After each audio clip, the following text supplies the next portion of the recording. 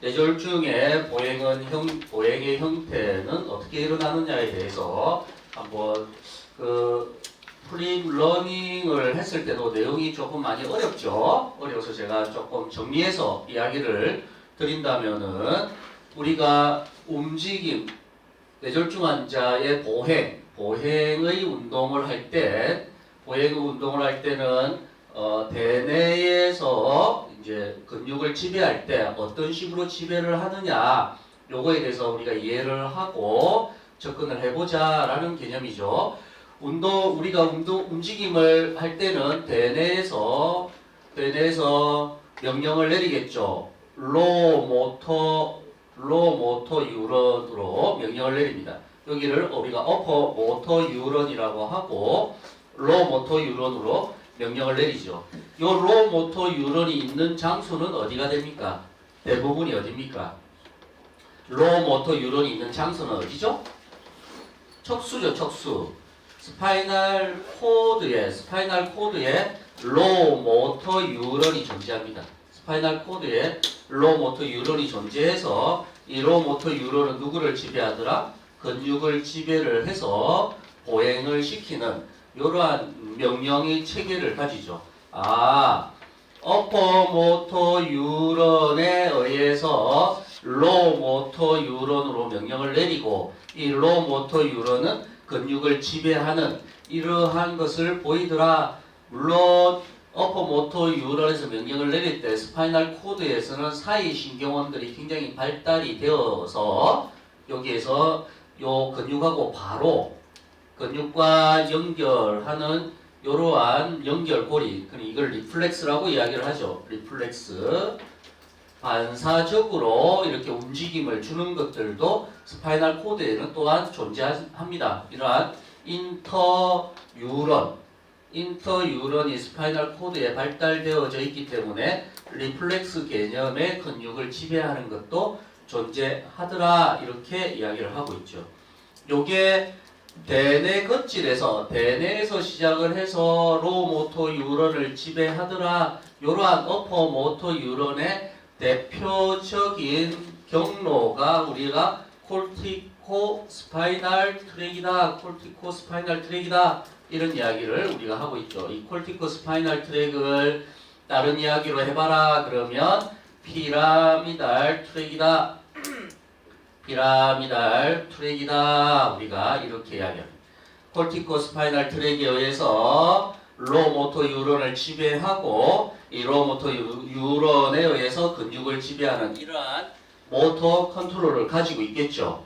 이렇게 피라미달, 그러니까 의식적으로 움직임을 주어서 명령을 의식적으로 계획을 세워서 내가 움직임을 하겠다 그러면 대뇌에서 어퍼모터 유런이 로모터 유런을 통해서 이렇게 있죠. 어퍼모터 유런이 로모터 유런을 통해서 근육을 지배하는 이러한 연결고리를 가지고 감각은 올라가는 게 힘드니까 2번 연접한다 그랬죠. 감각은 올라가기 힘드니까 2번이 연접하더라. 자, 이 이야기를 왜 꺼내느냐면 뇌졸중 환자가 그러면 보행을 하려고 한다. 그러면 대뇌에서 콜티코 스파이널 트랙을 통해서 로모터 유런 척수에 연접을 하고 척수의 연접을 통해서 근육을 지배하는 이러한 연결고리를 가지겠죠. 그렇죠? 이러한 연결고리를 가지. 그러면 여기까지 이해돼요?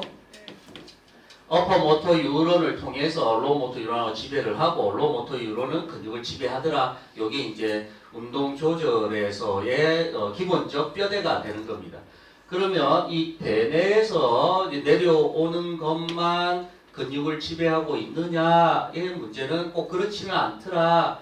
뭐하고 같이 있냐라고 보면 대뇌는 또한 소뇌와 서로 정보를 주고받으면서 지배를 또 하고 있고 또한 대뇌는 또한 누구하고 정보를 주고받냐면 바닥핵하고 연결을 주고받는 역할을 합니다.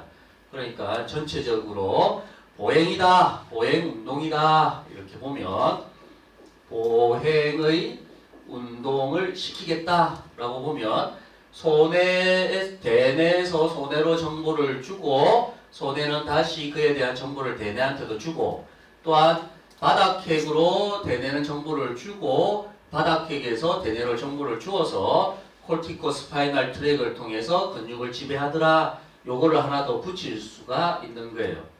대뇌 혼자서 결정하는 것이 아니고 손해의 정보도 듣고 바닥핵의 정보도 듣고 이렇게 해서 근육을 지배하는 이러한 모식도를 가지더라. 이렇게 이야기를 합니다. 여기까지 이해됩니까? 이러한 이야기를 가지고 있어요. 그러면 이 손해는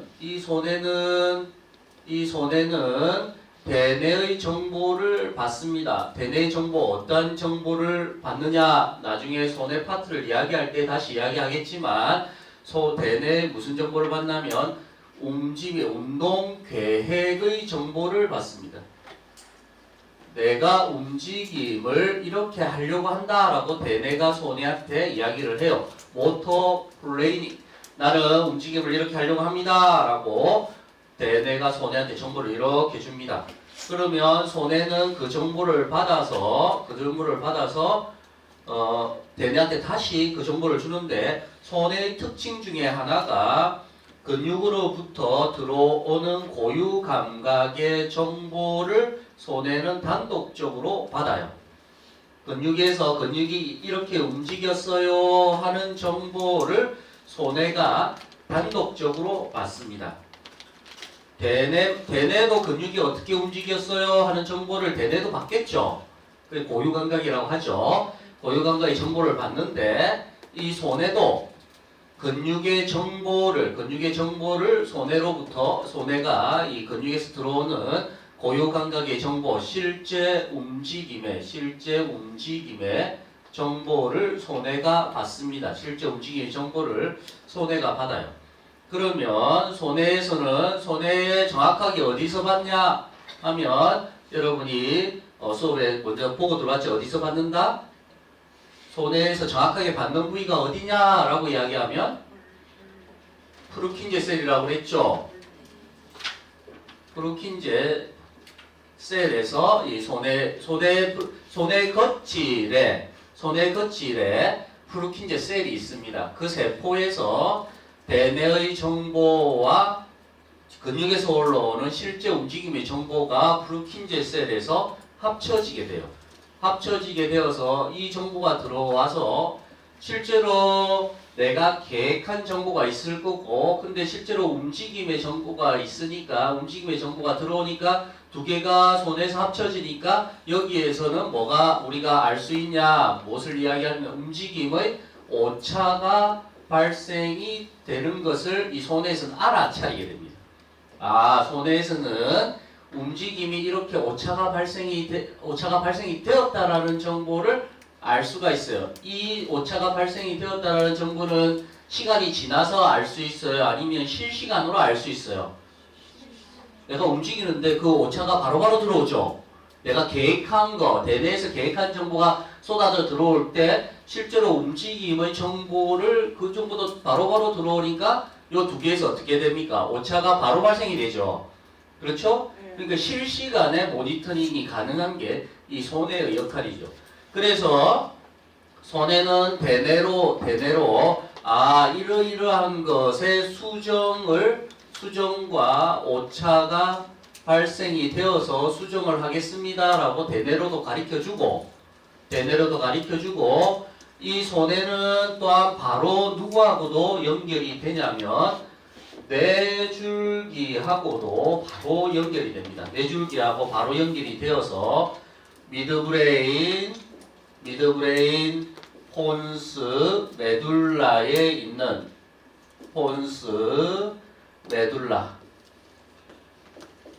미드브레인 폰스 메둘라에 있는 요 뇌줄기핵 미드브레인 폰스 메둘라에 있는 뇌줄기핵과 연결이 됩니다. 미드브레인 폰스 메둘라에 있는 뇌줄기핵과 연결이 되어서 이것을 실시간으로 모니터링을 했을 때 잘못된 것을 바로바로 고칠 수가 있겠죠. 바로바로 고칠 수 있습니다. 그게 뇌줄기핵이 되겠죠. 이 네줄기 핵에는 뭐가 있냐면 레드 유클레오스가 있고 레티큘라 포메이션, 베스티불라 유클레우스가 있고 미드브레인은 다시 슈페리어 콜리큘루스, 인페리얼 콜리큘루스. 요게 네줄기 핵이 이렇게 놓여져 있어요. 요게 네줄기 있습니다. 요거 자체를 손해에서는 연결을 시켜서 어떻게 한다? 운동의 조절을 하는 시스템을 가지고 있습니다. 손해는 대뇌에서 근육을 지배하죠. 대뇌에서 근육을 지배하는데 손해에서도 근육을 지배한다 안 한다? 지배해요. 손해에서도 근육을 지배합니다. 그 지배할 때 무엇을 통해서 지배하냐면 슈페리어 콜리큘루스, 인페리어 콜리큘루스와 레드 유클레우스, 레티큘라 포메이션, 베스티불라 유클레우스에서 나오는 시작되는 경로를 통해서 근육을 또 지배하고 있어요. 그 근육을 지배하고 있다고. 그 근육을 지배하는 그 경로는 슈페리어 콜리큘루스, 인페리어 콜리큘루스에서 나오는 경로가 뭐입니까? 텍토 스파이널 트랙이죠. 그렇죠? 텍토 스파이널 트랙이 슈페리어 콜리큘루스, 인페리어 콜리큘루스에서 나오는 게 텍토 스파이널 트랙입니다. 레드 유클레우스에서 나오는 트랙이 뭡니까? 루브로 스파이널 트랙이 되겠죠. 그렇죠? 루브로 스파이널 트랙입니다. 이것들은 뇌줄기에서 시작을 해서 스파이널 코드까지 내려오는 경로죠. 이렇게 시작을 해서 스파이널 코드까지 내려오는 경로입니다. 레티큘라 포메이션에서 내려와서 하는 게 레티큘로 스파이널 트랙이 되는 것이죠. 그 다음에 베스티불라 유클레우스에서 나오는 게 베스티불로 스파이널 트랙이 이렇게 내려오는 것이죠. 아, 그러면 여기서 이 명칭이 정해지는데 어떤 명칭이 정해지냐면 대뇌에서 내려와서 근육을 지배하는 그 경로는 콜티코 스파이널 트랙이 되고 뇌줄기에서 시작해서 내려오는 트랙이 또한 존재하더라. 그러니까 근육을 지배하는 것 두 개의 경로가 존재하는 거죠. 콜티코 스파이널 트랙과 뇌줄기에서 내려오는 트랙이 두 개가 존재해서 인간의 보행을 만드는 것이겠죠. 여기까지 됩니까? 그래서 이 명칭을 통틀어서 이 콜티코 스파이널 트랙이 내려오는 이 경로를 우리가 피라미달 트랙이라고 하자. 피라미드라는 구조는 메둘라의 앞쪽에 있어요. 메둘라의 앞쪽에 있으니까 그 경로의 이름을 피라미드라고 하자 이렇게 이야기를 하고 요 네줄기 핵에서 내려오는 이 네 가지 트랙은 피라미드 앞쪽으로 내려오지 않고 피라미드라는 앞쪽에서 내려오지 않고 어디로 내려오더라? 뒤쪽으로 내려오더라. 뒤쪽 앞쪽에 피라미드가 있고 뒤쪽에는 피라미드가 없습니다. 그 구조가 없어요. 그러니까 그 뒤쪽의 구조를 우리가 익스트라 피라미달 트랙이다 이렇게 이야기를 하자 이렇게 결정을 내렸어요. 그러니까 대뇌에서 내려와서 근육을 지배하는 대뇌가 의식적 구조니까 대뇌에서 시작해서 의식적으로 조절을 하는 피라미달 트랙에 의해서 보행을 시키고 있고 또 하나의 구조는 뇌줄기에서 시작을 해서 근육을 지배하는 익스트라 피라미달 트랙이 이렇게 존재하자 이렇게 이야기를 하고 있습니다. 보행을 이렇게 하면은 두 가지 트랙에 의해서 조절된다고 피라미달 트랙과 익스트라 피라미달 트랙으로 이렇게 조절하고 이렇게 걷고 있어요. 이렇게 걷고 있더라. 여기까지 이해됩니까? 다시 이야기하면 대뇌와 손해의 관계를 이야기하는데 대뇌가 단독적으로 피라미달 트랙에 의해서 보행을 시킬 수 있습니다. 자, 일어나세요. 자, 이제 걸으세요 하면 딱 걷는 게 대뇌에서 인지했으니까 걷기 시작을 하는 거죠. 그 피라미달 트랙에 의해서 보행을 하고 있습니다. 그러다가 아주 세세한 우리가 걷다가 처음 시작할 때 말고 계속 걸어가는 거의 도중에 대뇌가 의식적으로 막 명령을 내리진 않죠. 왼발 앞으로, 오른발 앞으로, 오른손 앞으로, 왼손 앞으로 이렇게 뭐합니까? 이렇게 의식적으로 명령을 내리지는 않죠. 의식적으로 명령 내리지 않잖아. 모르잖아 우리가. 내 오른발이 어디 있고 왼발이 어떻게 가는지를 명령을 하나하나 내리고 있습니까? 그렇지는 않죠. 그러니까 그거는 뇌줄기에서 시작하는 익스트라 피라미달 트랙에 의해서 자동적으로 조절을 지금 하고 있는 겁니다. 그러다가 계단의 높이가 다른다거나 불안정한 지지면, 그리고 울퉁불퉁한 게 나타났다. 그러면 다시 어떤 트랙으로 바뀌겠습니까? 우리가 걷다가 뭐가 울퉁불퉁하게 치러 나왔다. 그러면 보기 시작을 하고 뭘로 바뀌겠습니까? 익스트라 피라미달 트랙에서 조절하다가 뭘로 바뀌겠습니까? 피라미달 트랙으로 바뀌겠죠. 다시 조절로 바뀌겠죠. 요게 인체 보행을 하는 이러한 보행의 방법을 가집니다. 이러한 보행을 가지더라. 보행을 할 땐 요렇게 피라미달 트랙에 의해서 처음 시작을 이렇게 하다가 시작이 지나고 나서 익숙하게 된다면은 익스트라 피라미달 트랙에 의해서 자동적으로 바뀌게 되고 우리 되뇌는 다른 거 보죠. 핸드폰을 본다든가, 그렇죠? 다른 시선을 통해서 다른 간판을 본다든가, 옆에 있는 친구하고 이야기를 한다든가, 그래서 손을 잡고 막 흔든다든가, 이러한 다른 거를 의식적으로, 그거는 익스트라 피라미달 트랙에 맡겨놓고 나는 의식적으로 다른 움직임을 하는, 피라미달 트랙에 의해서 다른 움직임을 하는 걸로 바뀌게 됩니다.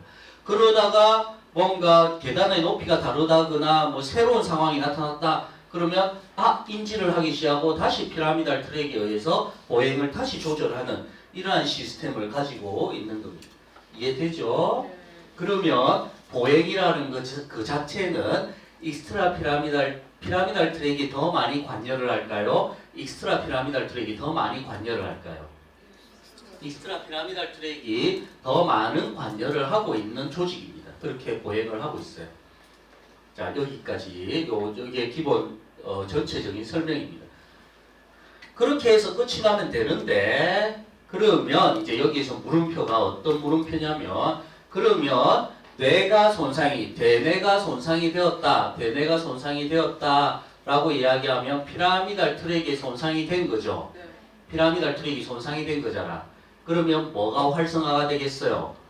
익스트라 피라미달 트랙이 활성화가 되겠죠. 피라미달 트랙, 대뇌가 손상됐으니까 대뇌에서 내려오는 움직임의 경로가 시작점이 문제가 됐으니까 뇌졸중이다 그러면 미들 세레브랄 아테리가 손상된 거, 안테리어 세레브랄 아테리, 포스테리어 세레브랄 아테리가 손상된 거죠. 네. 미들, 안테리어, 포스테리어니까. 그러면 어디가 손상됐냐? 시작점이 손상된 거죠, 대뇌가. 그러면 피라미달 트랙이 내려오질 못할 거 아니에요. 그러면 무엇으로 걷게 되더라? 뇌졸중 환자는 익스트라 피라미달 트랙으로 걷게 되는 겁니다. 근데 여기에서 이렇게 되는 거 이해하죠? 뇌졸중 환자의 보행은 익스트라 피라미달 트랙으로 걷게 되는구나. 근데 여기에서 물음표는 뭐냐면, 물음표는 피라미달 트랙이 만약에 손상이 되었다, 만약에 여기서 명령을 내려서 이쪽이 손상되었다 라고 이야기하면 그 근육에 이완성 마비가 나타나야 됩니다. 여기는 어떤 이야기냐면 대뇌에서 시작을 해서 로모터 뉴런을 지배하는 게 이게 없어졌어요. 없어졌다라고 이야기하면 명령을 내리는 게 없어졌으니까 마비 증상을 나와야 되잖아. 그럼 뇌졸중 환자는 이완성 마비가 나타나야 되겠죠. 뇌졸중 환자는 이완성 마비를 나타내요. 아주 마비가 힘을 쓸 수 없는 이완성 마비가 나타나야 됩니다. 뇌졸중 환자는. 근데 우리가 쳐다보니까 이완성 마비보다는 뭐가 나타나더라? 경직성 마비가 나타나죠. 경직성 마비가 나타나더라. 이렇게 이야기를 하고 있습니다. 이 경직성 마비가 나타나더라. 명령을 내리는 게 내려오지 못하니까 이완성 마비가 나타나야 되는데 움직임을 보니까 경직성 마비가 이렇게 나타나더라. 그러면은 대뇌에서 여기에서 물음표는 대뇌가 손상이 되었으면은 이완성으로 명령을 내리지 못하니까 처음 시작도 잘 못하고, 그리고 이렇게 완전히 플라시드하게 나타나야 되는 게 마비 증상이 나타나야 되는데, 완전히 그래 나타나야 되는데 경직성 마비가 나타나더라. 요게 물음표였어요. 왜 그럴까? 뇌졸중 환자의 보행은 상지가 레플렉션이 되고 하지가 익스텐서를 돼서 이게 경직성 마비죠. 이렇게 걷더라. 왜 그렇게 걷느냐라고 쳐다보니까 그러면 뭔가 대뇌에서 저 익스트라 피라미달 트랙을 뭔가를 조절하는 경로가 있을 것이다. 자, 이게 잘 안 되죠. 이게 무슨 말이냐면 대뇌에서 저 익스트라 피라미달 트랙을 조절한다는 게 활동을 하기 위해서 그러니까 파실리테이션으로 가게 된다면은 익스트라 피라미달 트랙을 활성화시킨다면 그 정도 자체를 만약에 컵에다가 맥주를 이렇게 부어요. 맥주를 이렇게 붓고 야 좀 더 부어, 좀 더 부어, 좀 더 부어 이렇게 명령을 내리는 것보다 야 니 부어봐 내가 그만할 때 그만해 라고 명령을 내리는 둘 중에 어느 게 더 정확하겠어요? 야 내가 정확한 양을 측정을 하기 위해서 맥주를 이렇게 붓습니다. 그러면 내가 그 Q를 야 더 이렇게 명령 내리는 거 하고 자 니 넣을 때 내가 스탑할 테니까 스탑해 이렇게 명령 두 가지를 했을 때 어떻게 더 정확하겠어요? 예? 어떤 게 더 정확하게 명령을 내려서 더 수행의 능력이 높아질까요?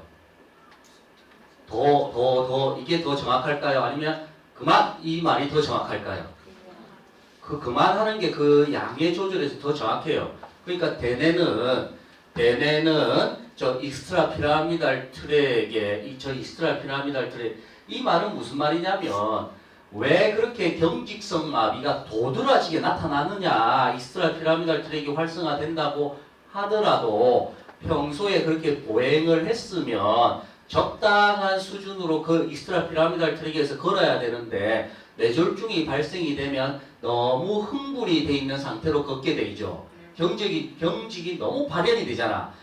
그러니까 대뇌가 손상되었을 때 저 익스트라 피라미달 트랙을 뭔가를 조절하는 경로가 존재할 것이다 라는 가설이에요. 이 가설은 흥분성으로 조절하느냐 억제성으로 조절하느냐 요 가설입니다. 그러니까 제가 금방 설명했듯이 대뇌에서는 흥분성으로 그 익스트라 피라미달 트랙을 조절하는 것이 정확도가 떨어진다고 생각을 해서 뭘로 간다? 억제성으로 가요. 평소에 이 소뇌에서 익스트라 피라미달 트랙을 활성화를 막 시켰겠죠. 활성화를 시켜서 그 활성도를 높여 놓으면 그 정확도를 위해서 대뇌에서는 익스트라 피라미달 트랙을 어떻게 한다? 평소에 그 양에 맞게끔 억제를 시켜 놓는 그러한 모습을 띱니다. 억제를 시켜 놓아요. 억제를. 그래서 대뇌에서 저 뇌줄기로 억제를 시키는 경로가 존재하더라. 그걸 뭐라고 하냐면 걷질 뭐라고? 제어로다. 이렇게 이야기를 하는 겁니다. 걷질 제어로가 익스트라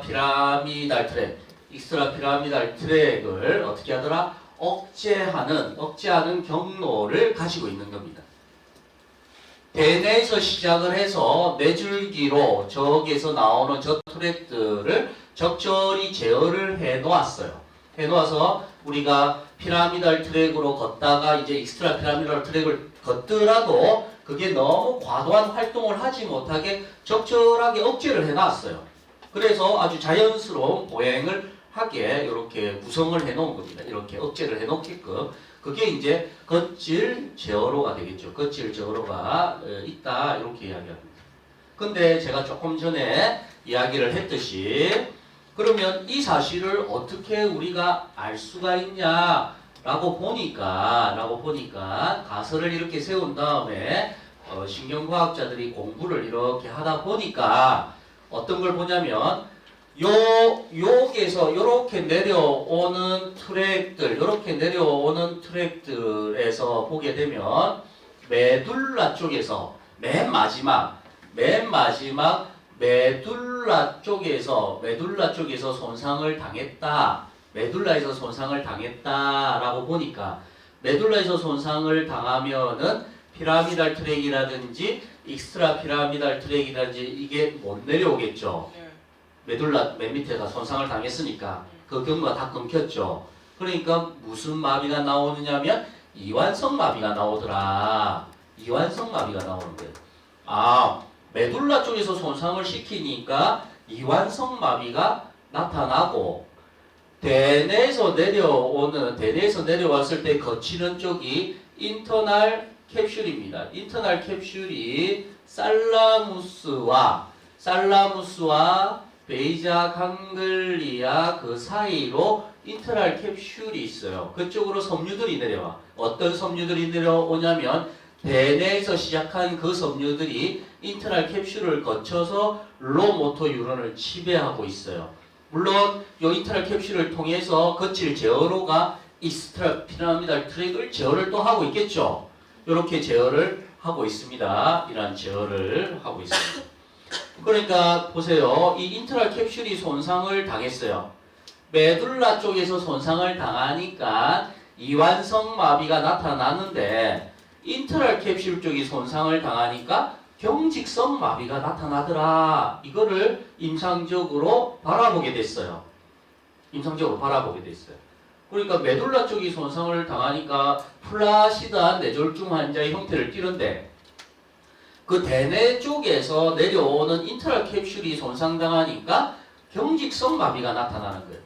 그러니까 대뇌에서 이 인터널 캡슐을 통해서 내려오는 이 거칠 제어로가 익스트라 피라미달 트랙을 적절히 제어를 하지 못하는 상황이 발생이 되구나. 그래서 거칠 제어로의 역할을 알게 된 겁니다. 거칠 제어로를 우리가 어떻게 알게 됐냐 보면 메둘라 쪽 손상을 보니까 이완성 마비가 다 내려오는 게 다 끊겼죠. 그러니까 이완성 마비가 나타나는 것인데 근데 뭐가 인터널 캡슐 쪽이 손상을 당하니까 경직성 마비가 나타나는 거예요. 그 경직성 마비가 왜 나타나느냐라고 보니까 원래 인터널 cap슐이 손상당했다라고 보면 대뇌에서 내려오는 것들이 손상당했으니까 이완성 마비가 나타나야 되는데 밑에 브레인스템 뇌줄기 쪽은 안 끊겼죠. 이쪽에서 시작되는 것들은 안 끊겼죠. 인터널 캡슐이면 이것도 위에 있으니까 여기서 시작되는 건 안 끊겼죠. 안 끊겼으니까 이쪽으로 내려오는 것들이 경직성 마비를 시키는 거야. 익스트라 피라미달 트랙이 경직성 마비를 시키는 겁니다. 그러면 평소에는 왜 경직성 마비가 나타나지 않을까라고 보니까 대뇌 거칠에서 인터널 캡슐을 통해서 익스트라 피라미달 트랙을 제어하는 거칠 제어러가 존재하더라 이야기. 거칠 제어로가 이렇게 존재하더라 이러한 이야기예요. 그러니까 익스트라 피라미달 통해를 적절하게 제어를 하고 있으니까 우리가 걸을 때 경직이 나타나지 않고 자연스러운 움직임이 나타날 수 있겠죠. 자연스러운 움직임이 나타나는 겁니다. 여기에서 그러면 바닥핵은 여기에서 바닥핵은 어떤 역할을 하느냐 이렇게 대뇌와 여기에서 대뇌와 소뇌와 바닥핵 대뇌와 소뇌와 바닥핵인 경우에 대뇌와 소뇌와 바닥핵인 경우에 이렇게 본다면 소뇌는 대뇌의 정보도 받고 대뇌로 정보를 주기도 하고 또 소뇌는 누구하고도 연결되더라? 뇌줄기에 있는 핵하고도 연결이 되죠. 핵이 돼서 이렇게 내려오는 익스트라 피라미달 트랙과도 연결이 되어져 있어요. 이렇게 되어져 있더라. 이렇게 연결이 되는 이 익스트라 피라미달 트랙과도 이렇게 소뇌는 연결이 되어져 있습니다. 그러니까 이 익스트라 피라미달 트랙을 조절하는 활성화시키는 것들은 소뇌에서 명령을 내리더라 라고 우리가 이야기할 수 있겠죠. 할 수 있겠죠? 근데 이 소뇌에서만 이렇게 명령을 내리더라 라고 생각을 한다면 아니더라. 왜냐하면 인터널 캡슐이 손상당했으면 소뇌에서 내려오는 것들을 손상 안 당했기 때문에 그냥 자연스러운 움직임이 돼야 되잖아요. 다시 이야기하면 여기에 인터널 캡슐 쪽이 손상을 당했다 라고 이야기하면 손해에서 이렇게 지배하는 요 경로는 살아있잖아요. 살아있습니다. 살아있으면은 익스트라 피라미달 트랙에 의해서 자연스러운 보행이 돼야 되는데 그렇게 안 나타나더라. 빳빳한 경직성 마비를 나타나더라. 그러니까 대뇌에서는 뇌줄기 핵을 조절하는 그 경로가 존재하더라. 그거를 우리는 겉질 제어로다 라고 이야기를 하는 겁니다. 겉질 제어로다. 그러면은 조금 표현이 그럴 수도 있지만 손해는 어떻게 익스트라 피라미달 트랙을 활성화시키는 역할을 하고 와 하는 활성화시키는 역할을 하고 대뇌는 명령을 내릴 때 억제성으로 적절하게 억제성에서 그 양을 조절하는 거칠 제어로를 통해서 익스트라 피라미달 트랙을 조절하고 있고 또한 대뇌는 또한 그대로 내려오는 피라미달 트랙도 가지고 있더라. 우리 이렇게 결론을 내릴 수 있죠. 그렇죠? 이러한 결론을 내릴 수가 있다고. 다시 대뇌와 손해의 관계는 손해는 익스트라 피라미달을 활성, 대뇌는 거칠 제어로를 통해서 익스트라 피라미달 트랙을 억제. 그래서 그 양을 정확하게 맞추려고 노력을 하는 겁니다. 아주 자연스러운 움직임을 하기 위해서 노력을 하고 있습니다. 이해갑니까? 혹시 여기까지 혹시 질문이 있어요? 혹시 질문이 있습니까?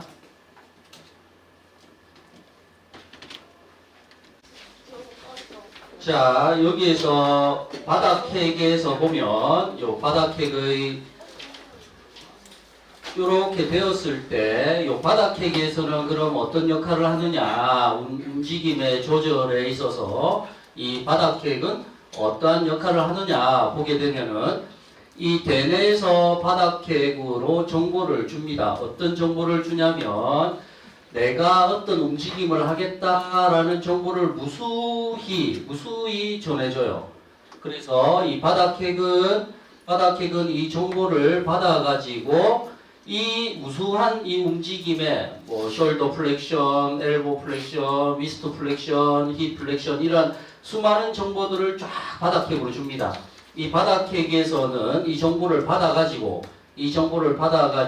무슨 역할을 하냐면 파실리테이션 되는 꼭 선택해야 되는 정보를 걸러주고 여기에서 마이너스 억제를 해야 되는 정보를 걸러줘요. 이 수많은 정보에서 움직임의 정보가 들어왔을 때 전해져야 되는 정보 중에 플러스 되는 정보를 선택을 하고 꼭 해야 되는 정보를 플러스하고 마이너스 되는 정보를 걸러줍니다. 그래서 여기에서 딱 나와서 무엇을 완성시켜 주냐면 움직임의 패턴을 만들어줍니다. 움직임의 패턴을 만들어주는 거죠. 움직임의 패턴을 만들어서 보행이다 그러면 보행은 어떻게 해야 된다라는 패턴을 딱 만들어줍니다. 만들어 주어서 대뇌로 바닥핵에서 대뇌로 다시 리턴을 해주게 되는 거죠. 그러니까 대뇌가 이러한 움직임을 해야 된다 저러한 움직임을 보행을 하려고 한다 그러면 어떻게 해야 되는지를 쫙 이렇게 해서 이 베이자 강글리아에게 줍니다. 베이자 강글리아한테 주면은 베이자 강글리아에서 그 수많은 정보들을 깔때기로 걸러서 또 꼭 필요한 것들을 하나로 그룹핑 시켜요. 그룹핑을 시켜가지고 이렇게 움직이면 됩니다 라고 대뇌로 가르쳐줘요. 그러면 그 대뇌가 그 정보를 받아서 피라미달 트랙과 거칠 제어로 콜티코 컨트롤 트랙을 통해서 피라미드와 익스트라 피라미달 트랙을 적절히 조절을 해버리는 겁니다. 그러니까 바닥핵에서는 이 수많은 정보를 뭐 5,000개가 들어왔다 하면 그 정보 중에 필요한 정보 5개만 딱 뽑아내가지고 대뇌로 다시 주는 거죠. 그럼 대뇌는 심플화, 패턴화, 그룹핑화 시켜서 그걸 가지고 피라미드와 익스트라 피라미달 트랙을 조절을 시켜버리는 겁니다. 이러한 경로를 가지는 거죠. 자, 그러면 이해갑니까? 바닥핵에서 그 역할을 갖고 있다. 그럼 바닥핵은 하는 그 계산 능력이 굉장히 뛰어나야 되겠죠. 그렇죠? 우리가 엑셀을 할 때 막 이렇게 정리해가지고 막 필요한 것들을 뽑아내어서 다시 통계를 돌리죠. 네. 그러한 역할을 하는 게 이 바닥핵이에요. 그 굉장히 좀 번거로운 일이죠. 하나하나 다 보고 그걸 짝을 맞추어서 딱 패턴화를 시키니까 굉장히 번거로운 일을 하고 있겠죠. 바닥캐기 하는 역할이 얼마나 좀 번거로운 일입니다. 그리고 바닥캐기는 대뇌가 그렇게 시켰을 때 바닥캐기에서는 내가 이런 것까지 해야 돼요. 이런 불만을 하겠죠. 그렇죠? 불만을 합니다. 그러니까 대뇌에서 바닥캐기하고 연결시킬 때 이 바닥캐기에서는 대뇌가 바닥캐기한테 먹을 걸 줍니다. 맛있게 먹어라 하고 뭘 줍니까? 도파민이라는 걸 주죠. 도파민을 줘서 야 내가 이거 맛있는 걸 줄 테니까 니는 이런 계산을 통해서 나한테 정보를 가르쳐 달라 라고 이야기를 해서 그 정보를 받아서 움직임의 패턴을 만들어서 피라미달 트랙과 익스트라 피라미달 트랙을 각각 조절하는 거칠 제어를 통해서 익스트라 피라미달 트랙을 조절하고 이 정보를 통해서 피라미달 트랙을 명령을 내리는 이러한 정상을 보이는 거죠. 이렇게 정상을 가더라 라고 이야기를 하는 겁니다. 이렇게 이야기를 하는 것이죠. 이런 이야기를 하고 있습니다. 이러한 이야기 때문에 이제 바닥캐기 이렇게 그러면 결론적으로는 대뇌는 소뇌와 바닥캐과 연결이 되어서 움직임의 조절을 하고 있다라고 결론을 내릴 수 있죠. 대뇌는 소뇌와 바닥캐를 가지고 서로 연결이 되어서 서로 조절을 하고 있구나라고 우리가 이야기를 하는 겁니다. 대뇌와 소뇌와 바닥캐 이러한 서로 연결이 되어져 있다. 그 이야기를 이렇게 하는 겁니다. 그래서 만약에 팔꿈치를 굽히려고 본다라고 이야기하면 자동적으로 이루어지기 위해서는 뭔가의 조절계가 필요하더라라고 여기에서 운동이 굽히는 건 굽히고 펴려고 펴고 하는데 이것이 자동적으로 여기에서는 수축하고 여기에서는 이완을 하려면 여기서 미세한 조절들이 가능해야 된다. 그 조절을 하는 게 이러한 조절계가 필요하더라. 그 조절계를 제가 아까 이야기했던 뭐라고 했어요? 거칠 제어로다 라고 이야기하는 겁니다. 평상시에도 이러한 미세한 조절을 하는 것들이 필요하더라. 그래서 이러한 미세한 조절을 하는 존재가 익스트라 피라미달 트랙인데 이 익스트라 피라미달 트랙도 대뇌에서는 적절하게 조절하는 이러한 경로가 있어야 된다. 대뇌 거칠에서 이러한 경로가 있어야 된다. 그래서 대뇌 거칠은 소뇌와 바닥캐굴의 정보를 받아서 이렇게 뼈대 근육을 조절하고 있구나라고 이야기를 하고 있어요.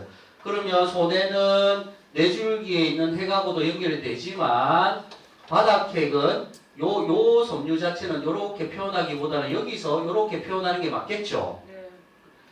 바닥핵에서 바로 이렇게 뇌줄기하고 연결되는 경로는 존재하지 않습니다. 하지만 추상적으로 바닥핵에도 패턴화 시켜서 익스트라 피라미달 트랙도 피라미달 트랙도 조절하는구나 해서 추상적으로 이야기한 건데 경로 자체는 대뇌 거칠에서 내려오는 경로가 존재하는 겁니다. 그래서 대뇌 거칠에서는 이 익스트라 피라미달 트랙을 조절을 할 때 이봐요 그렇게 많이 움직이지 않아도 됩니다 라고 명령을 내리는 그 경로가 있어야 된다. 그 경로를 뭐라고 한다? 거칠 제어로다 라고 이야기를 하고 있는 겁니다.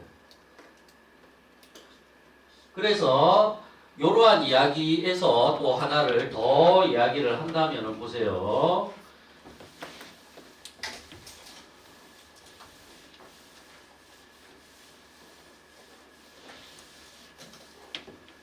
거칠 제어로의 이야기에서 그러면은 대뇌에서 보세요. 우리가 대뇌에서 이렇게 대뇌에서 우리가 척수까지 이렇게 내려와 대뇌에서 척수까지 내려와서 근육을 조절을 할 때 이 경로를 타서 조절을 한다라고 이야기하면 척수를 거쳤다라고 이야기를 하면 얼굴 밑으로의 몸을 조절하는 것입니다. 얼굴 밑으로의 경로를 조절하는 것이겠죠. 그러겠죠? 얼굴 밑으로의 경로를 이렇게 조절을 하는 겁니다. 만약에 얼굴까지를 요 척수에서 내려오는 이 경로 따라서 조절한다 그러면 척수까지 왔다가 다시 올라가야 되죠. 뇌줄기까지. 얼굴은 뇌줄기 쪽에 위치하고 있잖아요. 이 뒤쪽은 뇌줄기 쪽이잖아요. 그러니까 다시 올라와야 되는 이러한 비효율적인 걸 갖고 있어요. 그러니까 그렇게 안 한다고. 대뇌는 요렇게 척수까지 내려왔다라고 이야기하면 이것은 림, 사지 쪽이죠. 얼굴 빼고 림을 조절하는 경로가 이 경로를 가지는 것이고, 얼굴 쪽을 지배한다라고 이야기하면, 얼굴 쪽을 지배하더라라고 이야기하면 이거는 브레인스템 쪽에서 오는 겁니다.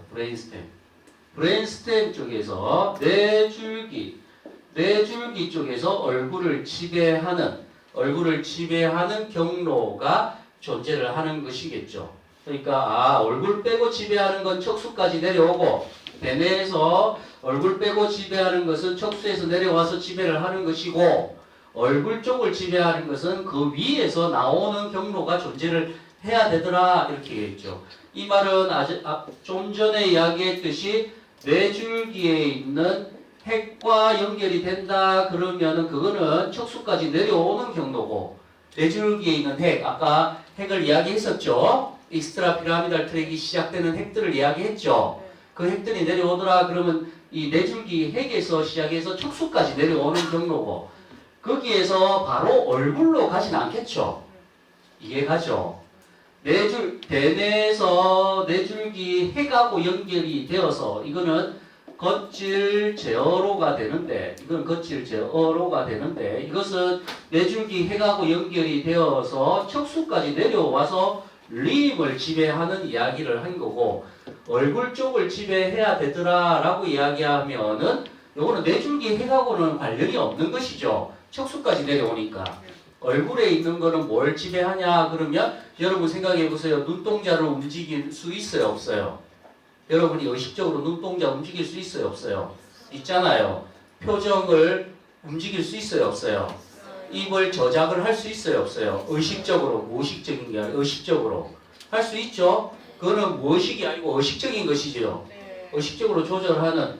그러니까 대뇌에서는 뇌줄기에 있는 무엇인가의 핵하고 연결이 되어서 얼굴을 지배하는 이 경로가 또한 존재를 해야 되겠죠. 그러니까 얼굴을 지배한다 그러면 이거는 이렇게 나가는 거는 무슨 핵이냐면 뇌신경입니다. 뇌신경핵이죠. 뇌신경핵이 얼굴 쪽하고 연결이 되어 있는 핵이죠. 결론적으로는 뇌줄기에는 뇌신경핵이 있고 또한 뇌줄기에 있는 핵이 있고 이렇게 두 개로 나뉠 수 있다. 이렇게 우리가 이야기를 할 수 있는 거예요. 그러면 얼굴을 지배하는 뇌신경핵 한번 불러보세요. 예, 질문. 예.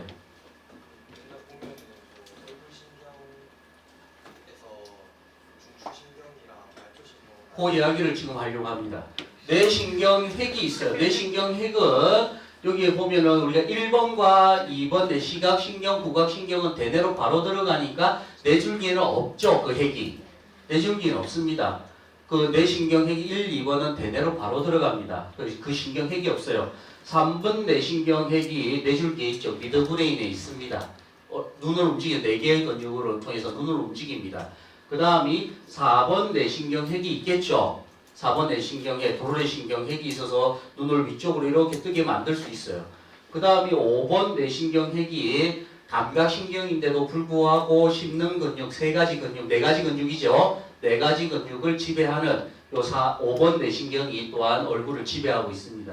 그 다음에 6번은 우리가 앱두센서에서 가적으로 할 수 있죠. 요 신경이 또 존재합니다. 그 다음에 7번이죠. 얼굴의 표정 근육들이 또 뇌줄기에 뇌신경핵이 있습니다. 8번은 나중에 익스트라 피라미달 트랙하고도 연결되니까 8번 뇌신경도 있지만 그건 좀 제외합시다. 9번 뇌신경을 삼키는 거죠. 꿀꺽 삼킬 수 있어요, 없어요, 여러분들? 있죠. 9번 뇌신경이. 10번은 미주신경이니까 내장기계니까 자율신경계하고 연결되어 있으니까 그거는 저기서 좀 빼도록 하겠습니다. 11번은 뭐죠? 어세서리 넓은데 그거는 스파이널 코드까지도 연결되죠. 스파이널 코드를 통해서 림으로 지배하더라 하니까 11번도 뺍시다. 12번은 뭐예요? 혀를 내미는 거죠. 혀 내밀 수 있어요, 없어요? 있어요. 그러니까 요 대뇌에서는 저렇게 3, 4, 5, 6, 7, 9, 12번을 지배를 해서 얼굴을 의식적으로 움직이게 만드는 이러한 역할을 하고 있는 겁니다. 그러니까 대뇌에서 시작을 해서 뇌줄기로 가는 신경로가 존재를 하겠죠. 그 신경도는 크게 두 가지로 나뉘겠죠. 뇌신경핵을 지배하는 그 경로와 익스트라 피라미달 트랙을 지배하는 그 신경로 두 개로 나뉘어져 있겠죠. 그렇죠? 이렇게 나눠져 있어요. 그래서 이렇게 내려올 때 3번과 4번과 5번과 6번과 9번 요것들은 여러분 눈을 움직일 때 한쪽 눈동자만 움직일 수 있어요? 한쪽 눈동자만 움직일 수는 없어요. 씹을 때 한쪽만 이렇게 씹는다. 이쪽만 이빨이 닿이게끔 할 수 있나? 불가능해요. 그러니까 이거를 할 때는 양쪽으로 같이 지배를 하고 있어요. 대뇌에서 좌측과 우측을 양측성으로 이렇게 지배를 하고 있습니다. 근데 한쪽만 지배를 하는 게 7번과 12번 뇌신경이 존재를 해요. 그거를 보게 되면 요 이해갑니까? 우리가 눈동자 앱두센스는 6번이에요. 6번. 앱두센스 유클레우스를 지배하고 있다. 이게 단축으로만 한쪽으로만 지배하고 있다. 그러면 어떻게 돼요? 한쪽 눈만 이렇게 갈 수 있어야 되잖아. 한쪽 눈만 갈 수 있어야 되잖아. 그거 불가능해요. 불가능하잖아. 근데 혀를 내밀어. 한쪽으로 요 혀를 내미는 게 수칙입니다. 한쪽으로 혀를 내밀 수 있다 없다? 혀 내밀어 보세요. 한쪽. 이쪽으로 내밀어 보세요. 있어요 없어요? 있잖아요. 그거는 단축성으로 지배를 하더라 이야기인데 요거를 이제 7번과 12번을 갖고 한번 이야기를 해보면 요 7번 뇌신경을 보게 된다면 7번이 조금 특이해요. 어떻게 특이하냐면 대뇌 좌측과 우측이 있다라고 이야기하면 이게 7번 뇌신경이 이렇게 있습니다. 7번 뇌신경이 있고 여기에 얼굴이 이렇게 있다라고 이야기를 하면 7번 뇌신경은 반으로 지배하는 게 다릅니다. 반으로 이렇게 나누어서 보면 7번 뇌신경은 위쪽에 있는 7번 뇌신경 쪽에 위쪽에 있는 것은 이마의 주름을 잡는 것이고요. 이마의 주름을 잡고 아래쪽에 있는 요것은 입가를 움직이게 하는 요렇게 서로 달라요. 그래서 여기에서는 위에를 이마의 주름을 잡고 여기에서는 입가의 주름을 잡는 이러한 역할을 하는 게 7번 뇌신경의 역할입니다. 7번 뇌신경의 역할이에요. 자, 그래서 7번 뇌신경의 위쪽은 양쪽의 지배를 받습니다. 7번 뇌신경의 위쪽은 양쪽의 지배를 받아요. 양쪽이 지배를 받는다. 그러니까 이마의 주름을 잡아봐라. 그래서 한쪽만 이마의 주름을 잡을 수 있다 없다? 한번 해보세요. 이마의 주름 잡아봐라. 그러면 한쪽만 이마의 주름 잡는다는 거 위로 올리는 겁니다. 앞으로 이렇게 하는 게 위로 올려. 이마의 주름을 한쪽만 잡을 수 있다 없다? 이게 힘들어요. 이렇게 잡기가 힘들어요. 근데 밑에는 입을 한쪽으로 비축해 보세요. 한쪽으로 되죠? 그것은 이 밑에는 단측속으로만 이렇게 지배하는 구조를 가지고 있어요. 이렇게 지배를 합니다. 이렇게 지배를 하더라. 그러니까 보세요. 우리가 대뇌가 손상이 되었다. 여기가 손상이 되었어요. 이쪽 부위가 손상을 되었다. 대뇌가 손상이 되었다. 그러면 양축성으로 지배하는 이 위쪽은 살아있겠죠. 이쪽이 살아있으니까. 근데 이 밑에는 어때요? 손상을 당했죠. 이게 중추성 마비입니다. 중추성 얼굴신경의 중추성 마비다. 그러면 입가의 주름은 마비를 보이겠죠. 만약에 좌측에 뇌졸중이다. 그러면 우측에 마비를 보이고 이마의 주름은 잡힌다 안 잡힌다? 잡혀요 안 잡혀요? 잡혀야죠. 잡혀야 됩니다. 근데 말초성 신경이다 그러면 이 7번 뇌신경 안면신경이 나올 때 귀 밑에 있는 구멍에서 같이 이렇게 신경이 나옵니다. 요 신경이 같이 이렇게 나옵니다. 이쪽에 염증이 생기게 되면 이쪽에 염증이 생기게 되면 이마의 주름도 안 잡히죠. 이가도 마비가 오겠죠. 이게 말초성이에요. 말초성 마비가 됩니다. 이걸 벨스 팔시라고 이야기를 하는 거예요. 자, 그러면 예를 들어서 이렇게 이야기를 합시다. 밥을 먹다가 입가로 음식물이 이렇게 흐르고 있어요. 그걸 보니까 이렇게 이야기를 하죠. 입가에 이렇게 흐르니까 뭐가 된다?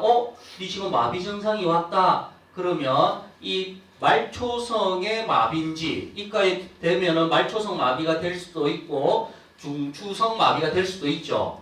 근데 입에서 이렇게 음식물이 막 흘러나오니까 뭐라고 이야기를 해야 됩니까? 이마의 주름을 한번 잡아보세요 라고 이야기했는데 다행히도 이마의 주름은 잡힙니다 라고 이야기하면 어떤 상태야? 빨리 119 불러가지고 빨리 뭐 해야 되노? 병원에 가야 됩니다. 병원에 가야 되는 이러한 형태가 되겠죠. 근데 밥을 먹다가 이렇게 음식물이 막 흐르는데 이마의 주름을 잡아보세요 했는데 이마의 주름도 어떻게 돼? 안 잡혀. 그러면 이쪽에 뭐가 생겼다는 거야?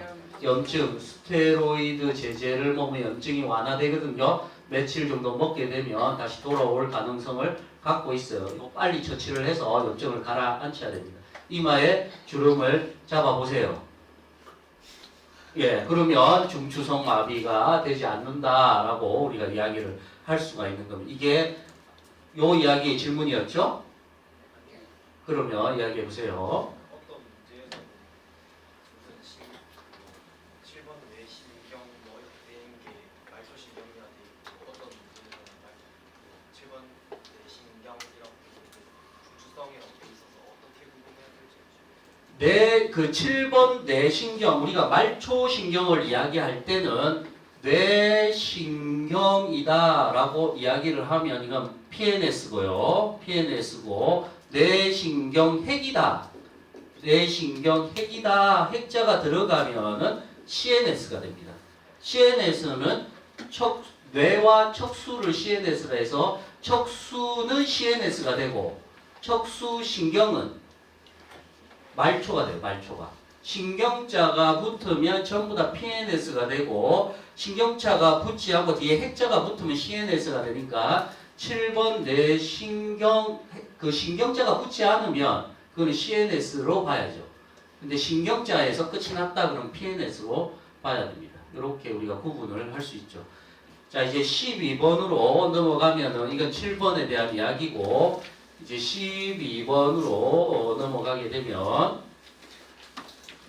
12번 뇌신경은 좌뇌와 우뇌가 이렇게 12번이 있더라. 이 12번 뇌신경입니다. 12번 뇌신경이고 여기 혀가 이렇게 있습니다. 이게 혀입니다.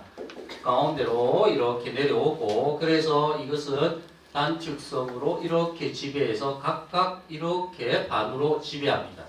요 경로를 가지게 됩니다. 이 경로를 가져서 혀를 앞으로 내미는 것이 뭐다? 수축입니다. 내미는 것이 수축입니다. 만약에 이쪽이 손상을 되었어요. 이쪽 부분에 대뇌가 손상이 되었다. 그러면 12번 반대쪽 12번을 지배를 하지 못하겠죠. 그렇게 되면 여기에서 이렇게 되니까 혀는 어디 쪽으로 치우쳐지게 되겠습니까? 요 내미는 게 지난 시간에 잘못 설명을 했구나. 내미는 것이 마비가 되니까 이 혀는 어디로 가겠습니까? 이쪽이 내밀지를 못하니까 어디로 치우쳐지게 되겠어요? 이쪽으로 치우쳐지게 되겠죠. 그렇죠? 당연하겠죠. 이쪽이 내밀지를 못하니까 이쪽으로 치우쳐지게 됩니다. 치우쳐지는 방향의 반대 방향이 뭐가 됩니까? 치우쳐지는 방향의 반대 방향이. 예? 자, 그렇게 되니까 그러니까 요 콜티코 유클레우스 트랙이다라고 이야기하면 얼굴을 지배하는 뇌신경핵을 지배하는 그런 트랙이 존재하겠죠. 요 존재하더라라고 이야기를 하는 겁니다. 콜티코 스파이널 트랙은 그렇게 그 밑으로 지배하는 신경이 존재를 하는 것이죠. 그래서 콜티코 스파이널 트랙은 우리가 이야기했듯이 인터럴 캡슐을 통해서 쭉 내려와서 지배를 하는 것이고, 그리고 콜티코 뉴클레우스 트랙은 얼굴 쪽을 지배하는 것이다 라고 우리가 이야기를 하는 것입니다. 얼굴 쪽을 지배하는 것이다. 자, 요 이야기에서 이제 요걸 실제적으로 본다면은 여기에 메둘라 쪽에 있는 피라미드, 요 메둘라 쪽에 피라미드가 있죠. 그렇죠? 요 메둘라 쪽에 요 피라미드, 메둘라의 피라미드가 존재를 합니다. 요쪽으로 앞쪽으로 피라미달 트랙들이 내려온다 이야기죠. 앞쪽으로 피라미달 트랙이 내려오고 이 뒤쪽에 있는 이 태그멘툼 쪽으로 뭐가 존재하냐면 뇌신경핵이 존재하고 뇌줄기 핵이 존재한다고. 이 뒤쪽으로 뇌신경핵이 존재하고 이 뒤쪽으로 뇌줄기에 있는 핵들이 뒤쪽에 있어요. 그러니까 그 메둘라 쪽의 피라미드 앞쪽으로 내려오는 게 피라미달 트랙이 되는 것이고, 그렇죠? 뇌줄기 핵에서 시작되는 것이 뭐가 되더라? 이스트라 피라미달 트랙이라고 했죠. 그리고 뇌신경 핵에서 지배하는 게 얼굴을 움직인다 그랬죠. 그거는 전부 다 이 태그멘툼 쪽으로 내려오게 됩니다. 그러니까 이 태그멘툼은 위치가 레티큘라 포메이션이 위치되어 있고 크라니얼 널브 유클레이, 크라니얼 널브 10개의 뇌신경 핵들이 여기에 있고, 그 다음 센소리들이 또 이쪽으로 지나다니고, 여기에 모터 패스웨이인데 이 스트라 피라미달 트랙이 이쪽에서 시작을 됩니다. 그러니까 레드 유클레우스, 레티큘라 포메이션, 베스티블러 유클레우스, 슈페리어 콜리큘러스, 인페리어 콜리큘러스, 그 위치들은 전부 다 어디에 위치한다? 태그멘툼에 위치하는 것이다. 그래서 태그멘툼. 그러면 대뇌에서 뇌신경핵을 지배하는 뇌신경 경로, 뇌신경핵을 지배하는 그 경로도 태그멘툼 쪽에 연결되어 있겠죠. 그 다음에 뇌줄기 핵을 지배하는 거칠 제어로도 이 태그멘툼 쪽으로 연결되어 있겠죠. 또 피라미드를 지배하는 콜티코 스파이널 트랙은 앞쪽으로 연결이 되어 있겠죠. 이렇게 연결되어 있는 게 서로 다르더라. 이러한 이야기입니다. 그 이야기를 여기서 이야기를 하는 겁니다. 저 이야기가 이런 이야기를 하는 것이다. 이해갑니까? 예. 그래서 아까 제가 처음에 이렇게 설명을 했던 어퍼 모터 뉴런이 손상을 당했다. 어퍼 모터 뉴런이 손상을 당했다. 꼭두각시 인형에, 이거는 수직 계층형 이론에서, 모터 컨트롤 이론에서, 수직 계층형 이론에서 실이 끊어지게 되면 움직이는 게 없으니까 어떻게 되더라? 움직이는 게 없으니까 뭐가 된다? 이완성 마비가 나타나야 되는데 왜 경직성 마비가 나타나느냐? 그렇게 된다면 뇌줄기에서 내려오는 익스트라 피라미달 트랙의 과흥분으로 인해서 나타나더라. 이렇게 이야기할 수 있겠죠. 그건 뇌줄기에서 시작을 하는 것이기 때문에 뇌줄기에서 일어나는 경직성 마비가 나타나더라 라고 이야기를 할 수 있습니다. 그래서 이러한, 그러면 왜 익스트라 피라미달 트랙이 하는 역할은 또한 무엇인가? 아까 제가 전체적으로는 설명을 했지만 익스트라 피라미달 트랙이 전체적으로 하는 역할은 또한 무엇인가 했을 때 미세한 근육의 조절은 이 익스트라 피라미달 트랙에서 하는 것이 맞다라고 이야기를 하고 있습니다. 그러니까 미세하게 힘을 조절하는 것들은 익스트라 피라미달 트랙에서 하고 있더라 이러한 미세한 조절 같은 거는 익스트라 피라미달 트랙에서 조절을 하고, 그 조절을 할 때 거칠에서도 거칠 제어로를 통해서 조절을 하고 있더라 그렇게 이야기해죠. 다시 한번 반복하면 어떤 것이냐? 자, 대뇌를 중심으로 한번 보게 된다면, 대뇌를 중심으로 한번 보면 대뇌는 무엇을 하고 있냐? 대뇌는 어떻게 일을 하고 있냐라고 보면 피라미달 트랙을 통해서 우리가 피라미달 트랙을 통해서 그렇죠.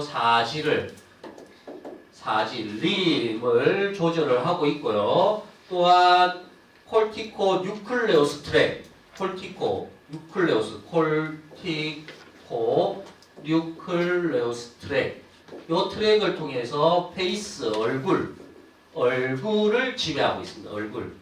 콜티코 뉴클레오스 트랙을 통해서 이거는 뇌신경 핵을 연접을 해서 얼굴 쪽을 지배를 하고 있고요. 또한 대뇌는 콜티코 컨트롤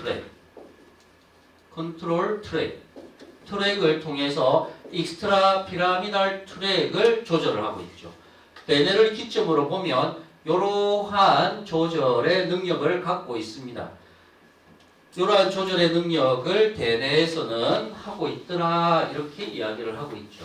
그러면 이 중에서 익스트라 피라미달 트랙을 기준으로 한 번 더 쳐다보게 되면 이 기준에서 익스트라 피라미달 트랙은 평소에 이 손상을 받지 않고 있을 때 평소에 익스트라 피라미달 트랙은 미세한 근육의 조절을 하고 있는 역할을 가지고 있는 게 이 익스트라 피라미달 트랙이 되겠죠. 미세한 근육의 조절을 하고 있는 게 익스트라 피라미달 트랙이 됩니다. 익스트라 피라미달 트랙이 미세한 근육의 조절을 하고 있는 겁니다. 이렇게 이야기를 하면 이 중에도 이 익스트라 피라미달 트랙 중에도 무슨 트랙이 더 많이 이렇게 관여를 하고 있냐? 그러면 레티큘로 스파이널 트랙이 이러한 근육의 조절에 많이 관여를 하고 있습니다. 레티큘로 스파이널 트랙이 이러한 근육의 조절. 따라서 레티큘로 스파이널 트랙은 무엇과 연결되냐면 근육의 긴장도와 연결이 되어져 있다라고 이야기를 하죠. 근육의 긴장도와 연결이 되어져 있더라. 아주 미묘한 근육의 긴장도를 조절하는 게 이 레티큘로 스파이널 트랙입니다. 레티큘로 스파이널 트랙은 익스트라 피라미달 트랙의 한 부분이죠. 이렇게 조절을 하고 있습니다. 이러한 레티큘로 스파이널 트랙이 근육의 긴장도를 과연 어떻게 조절하고 있냐? 그렇게 따지고 본다면 콜티코 컨트롤 트랙에서도 레티큘로 스파이널 트랙을 제어를 하고 있겠죠. 그렇죠? 그 다음에 손해 쪽에서도 레티큘로 스파이널 트랙을 조절을 하고 있겠죠. 손해에서도 우리가 2학년 때 손해에서 딥뉴클레우스인 손해에서 출력 부위 딥뉴클레우스에서 레티큘로 스파이널 트랙과 연결되어 있는 핵이 있었어요. 그 핵이 생각이 납니까?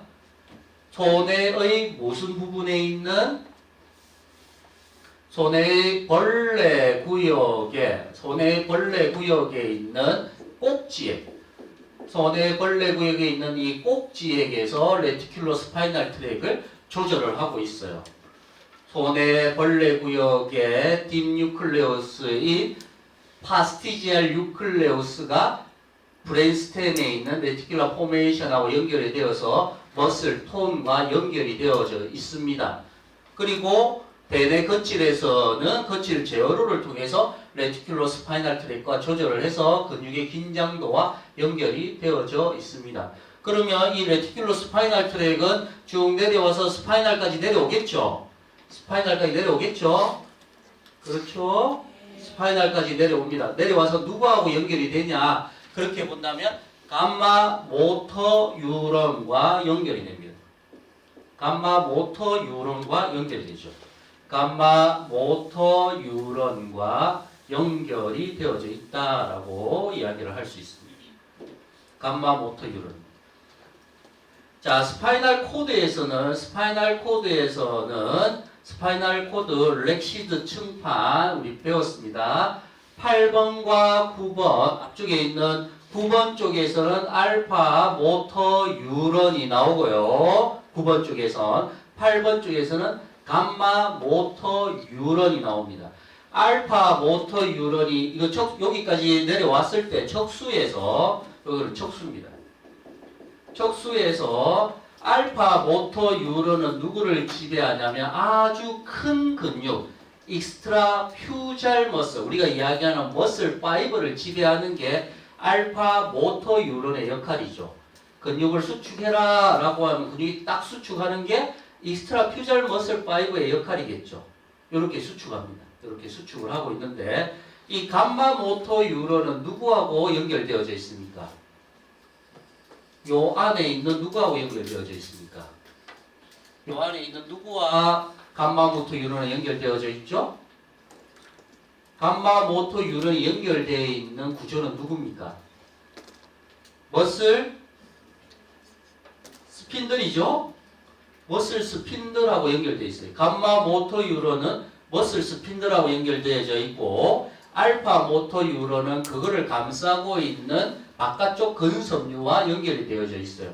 어떤 것이 근수축력이 클까요? 알파 모터 유런이 작동하면 근수축이 클까요? 감마 모터 유런이 수축하면 근수축력이 클까요? 아니 알파는 큰 거야. 쿼드리셉스 수축해라 그러면 알파의 작동에 의해서 수축을 하는 거예요. 5만 개의 머슬 파이버를 알파를 지배할 수 있어요. 그 중에 500개 정도의 머슬 스핀들이 그 안에 있어요. 그 머슬 스핀들은 뭘로 봐야 알 수 있다? 뭐를 봐야 알 수 있다? 전자 현미경을 봐야지만 알 수 있는 구조가 머슬 스핀들이에요. 그러니까 감마를 수축을 시켜서 머슬 스핀들의 양쪽에 감마가 위치하죠. 머슬 스핀들을 보면 양쪽으로 감마 모터 유런이 이렇게 연결되니까 여기에 수축해서 양쪽에서 잡아당기면 가운데가 어떻게 돼요? 가운데가 늘어나게 되겠죠. 여러분 머슬 스핀들 GTO 프로프로셉션은 여러분이 굉장히 많이 들었던 내용이야. 그렇죠? 이런 표정으로 있으면 안 됩니다. 가운데가 늘어나게 되겠죠?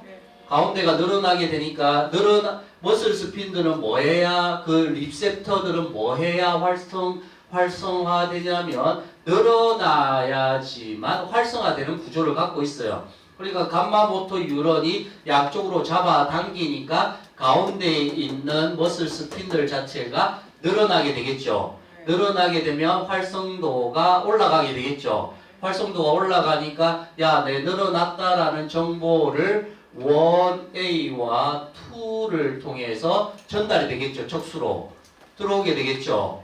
들어와서 앞에 있는 알파 모터 유런을 자극을 시켜서 바깥쪽 근육을 수축시키게 되는 이 구조를 가지게 되는 게 스트레치 리플렉스입니다. 스트레치 리플렉스가 되겠죠. 철자가 안 치고 신전. 자, 리플렉스, 스트레치 리플렉스가 되겠죠. 이러한 겁니다.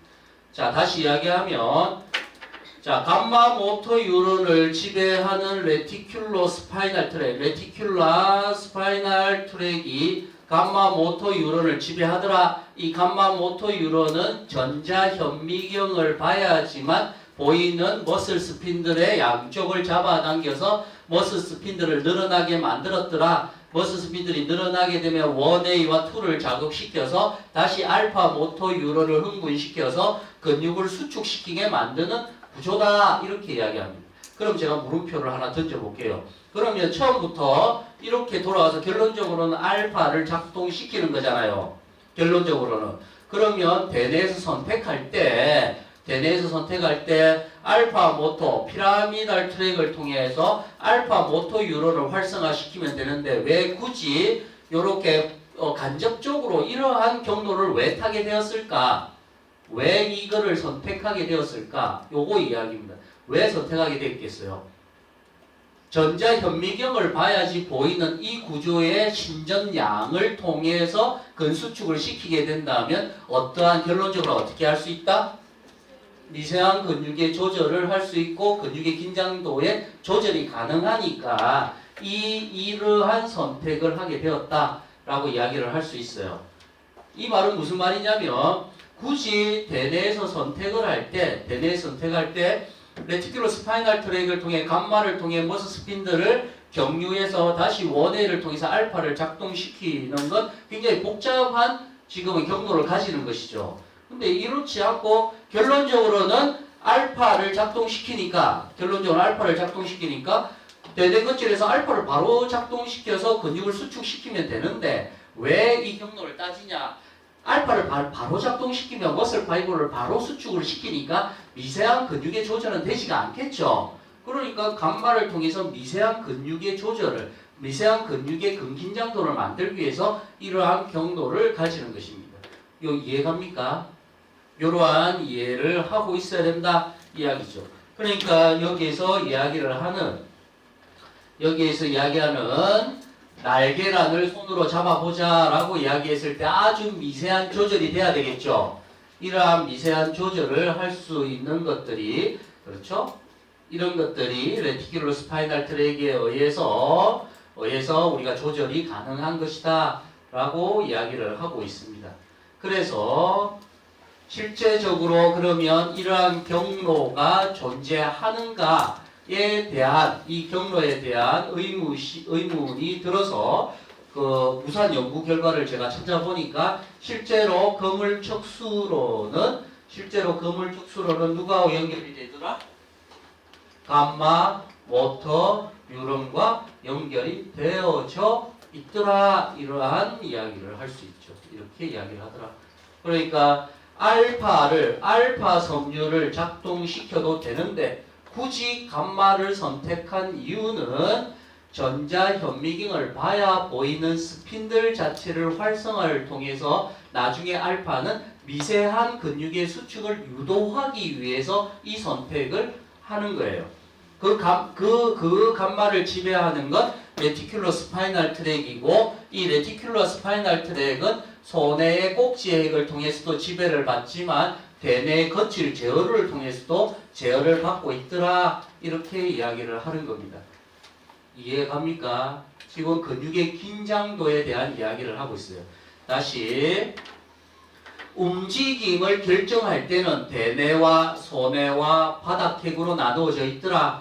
그래서 대뇌에서 피라미달 트랙을 조절을 하고 있고 소뇌에서는 익스트라 피라미달 트랙을 흥분을 시키고 있는데 대뇌에서는 네줄기에 있는 그 핵들, 네줄기 핵인 네 가지의 핵들을 또 지배하는 거칠 제어로도 가지고 있고 이러한 바닥핵에서는 이러한 움직임의 패턴을 완성시켜서 대뇌한테 주면 대뇌는 피라미달 트랙과 익스트라 피라미달 트랙을 두 개를 조절하고 있더라. 근데 아주 미세한 조절을 하는 것들은 레티큘러 스파이널 트랙에 의해서 감마와 연결이 되어 있고 그 감마는 스핀들과 연결이 되어서 미세한 조절을 우리 움직임에서는 하고 있더라. 요 이야기를 지금 하는 겁니다. 이해됩니까? 예, 요렇게 상호 연결이 되어져 있더라. 그래서 이 그림에서 그 이야기를 하고 있죠. 그래서 이러한 이야기를 쭉 하고 있습니다. 주체에 의해서 감마에 의한 근육 방추의 거물척수로 이야기가 여기서 나오는 것이죠. 거물척수로에 의해서 감마를 지배하고 그 감마는 스핀들과 연결이 되어서 근육의 수축을 일으키고 있더라 라고 이야기를 하고 있습니다. 그리고 룹으로 이제 여기까지가 이제 레티큘러 스파이널 트랙은 결론적으로 근육의 긴장도와 연결이 되어져 있고 그 다음에 룹으로 스파이널 트랙은 상지의 플렉션과 연결이 되어져 있더라. 상지의 플렉션하고 연결이 되어서 조절을 하고 있더라 라고 이야기를 하고요. 베스티블로 스파이널 트랙은 사지의 균형과 연결이 되어 있습니다. 균형을 잡는 데는 이 베스티블러 스파이널 트랙과 연결이 되어져 있더라. 베스티블러 스파이널 트랙은 균형을 잡을 때 우리가 플렉서 방향으로 균형을 잡으면 균형이 더 잘 깨집니다. 실제적으로 어떤 방향으로 균형을 잡기를 원합니까? 베스티블러 스파이널 트랙은 익스텐서 방향으로 균형을 잡기를 원하는 겁니다. 그러니까 익스트라 피라미달 트랙이 과활성화되면은 익스텐서 방향, 하지는 익스텐서 방향으로 작동하는데 균형을 잡기 위해서 그 다음에 레티큘러, 메둘 폰스에서 내려오는 폰틴의 레티큘러 스파이널 트랙은 하지의 익스텐서 쪽으로 작동을 하거든요. 그러한 작동을 하고 있어서 하지는 익스텐서 방향이 과활성화되고요. 상지는 루브로 스파이널 트랙에 의해서 상지는 무엇에 더 활성화되어 있다? 플렉서에 더 활성화가 되어져 있더라 라고 이야기를 하고 있습니다. 텍토 스파이널 트랙은 마찬가지로 목에서 시청각에 의해서 고개 돌림 쪽으로 발달되어 있는 게 텍토 스파이널 트랙이 되겠죠. 그래서 썸머리죠. 폰티네 레티큘로 스파이널 트랙은 평근의 이 하지의 평근의 활동성을 높이고요. 숨내 메둘라의 레티큘로 스파이널 트랙은 구핑근의 수축 활동을 높입니다. 썸머리죠. 적색 척수로는 아래팔 구핑근의 수축력을 높이는 그러한 트랙이 되겠습니다. 안뜰 척수로는 균형을 잡기 위해서 평근의 수축 활동을 높입니다. 결론적으로는 이 이스트라 피라미달 트랙이 과활성화가 된다면 상지는 플렉서가 되고 하지는 이스텐서 방향이 된다라고 결론을 내리고 있는 것이죠. 이렇게 우리가 이야기를 할 수가 있다. 이렇게 우리가 좀 이야기를 해야 된다. 자, 그래서 결론적으로는 이 익스트라 피라미달 트랙에 의해서 거물, 거칠, 거물로, 이 거칠, 거물로를 다른 말로 표현해봐라. 그러면 뭐가 되겠어요? 거칠에서 시작해서 거물로로 이거 없으면 들어보세요. 거칠, 거물로다. 이걸 다른 말로 표현해봐라. 그럼 뭐가 표현되겠어요? 거칠, 제어로가 되겠죠? 거칠, 제어로의 한 구성이 거칠, 거물로라고 이야기할 수 있겠죠? 거칠 제어로가 이렇게 나와가지고 우리가 각각의 네 줄기 핵을 지배하는 이러한 신경들이 될 수 있겠죠. 그래서 이야기가 여기에서 그러면은 왜 익스트라 피라미달 트랙을 대내에서 익스트라 피라미달 트랙을 조절을 하는 게 거칠 제어로 이렇게 조절하는 거칠 제어로가 왜 중요하냐라고 보니까 피라미달 트랙, 콜티코 스파이널 트랙, 피라미달 트랙을 조절을 하는 그러한 경로 자체는 브로드만 영역의 4번 영역에서 나오는데 이 4번 영역의 배츠 세포에서 나오는데 큰 신경원에서 나오는데 그거는 전체로 대뇌 거칠에서 내려오는 신경로의 단 몇 %밖에 없더라? 4%밖에 차지하고 있지 않더라. 나머지 96% 정도는 6번 브로드만 6번 영역에서 나오는 96%는 전부 다 누구를 조절하고 있더라? 익스트라 피라미달 트랙을 제어하는 거칠 제어로가 있더라. 그러니까 우리가 거칠 제어로에 자꾸 포커스를 맞추는 겁니다. 대뇌에서 조절을 할 때도 피라미달 트랙보다는 익스트라 피라미달 트랙을 조절하는 것들이 더 많이 발달되어져 있더라. 이러한 이야기를 할 수가 있겠죠. 그래서 96%는 제6구역에서 내려오는 신경이 내려오는 디센딩 트랙, 대뇌 거칠에서 시작하는 디센딩 트랙의 96%가 6번, 브로드만 6번에서 내려오는데 이것들은 전부 다 익스트라 피라미달 트랙과 연결되어 있는 트랙이다 라고 이야기를 할 수 있는 겁니다.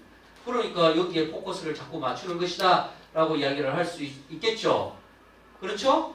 자, 대뇌에서 피라미달 트랙과 익스트라 피라미달 트랙을 제어하는데 익스트라 피라미달 트랙을 제어하는 거칠 제어로가 96%더라. 브로드만 6번에서 내려오는 게 더 많더라. 이러한 이야기를 할 수가 있는 겁니다.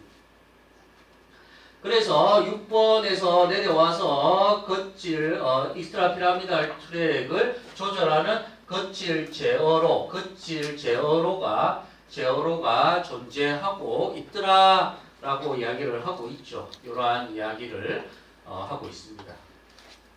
그 이야기를 계속적으로 하고 있는 겁니다. 그래서 순수하게 손상이 되었을 때 이 거칠 제어로 자체가 손상이 되었으니까 익스트라 피라미달 트랙이 과흥분이 되니까 팔은 굽혀지고 다리가 펴지게 되는 뇌졸중의 특징적 형상을 보이겠더라 라고 이야기를 하고 있습니다. 여기에서 이제 거칠 제어로 이야기를 다시 이야기하고 있죠. 여기에서 시상과 베이자 강글리아 사이에는 인터널 캡슐이 존재를 하는데 이 인터널 캡슐 쪽에서는 4%의 콜티코 스파이널 트랙과 96%의 콜티코 컨트롤 트랙 제어로가 같이 내려오는데 손상을 당했을 때는 제어를 하지 못하게 되는 이러한 증상을 보이게 된다라고 이야기를 할 수 있습니다. 결론적으로는 DTR이 증가되는 것도 익스트라 피라미달 트랙을 적절하게 제어를 하지 못하니까 DTR이 증가되겠죠. 그렇죠? 거기에 대해서 하나의 신경도를 이야기해봐라 하면 어떤 신경도가 되겠노? 거물 척수로가 되겠죠. 거물 척수로가 근육의 긴장도와 연결이 되어서 DTR을 증가시키는 이러한 증상을 보이고 있다라고 이야기를 하는 것이죠. 그래서 경직성 마비를 보이게 된다라고 이야기를 합니다. 만약에 이러한 추체 외로까지 손상이 되었다라고 이야기를 한다면 이완성 마비를 보일 것이다 라고 이야기를 하는 겁니다. 아까 이야기했던 설명이 계속.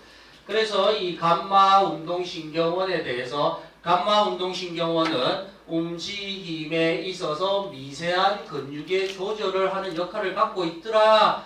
미세한 조절을 하는 것까지 대뇌에서 명령을 내리기는 힘드니까 거칠 제어로를 통해서 레티큘러 포메이션을 적절하게 제어를 하고 그래서 미세한 근육의 수축, 근육의 긴장도를 가지게끔 이야기를 하죠. 그래서 뇌는 거칠 제어로를 통해서 감마 운동신경원에 명령을 보내서 그 감마 운동신경원은 스핀들하고 연결이 되어서 자체적으로 스파이널 스트레치 리플렉스, 스파이널 리플렉스, 척수 반사죠. 척수 반사를 통해서 그 근육의 미세한 조절을 자체적으로 해결을 하고 있습니다.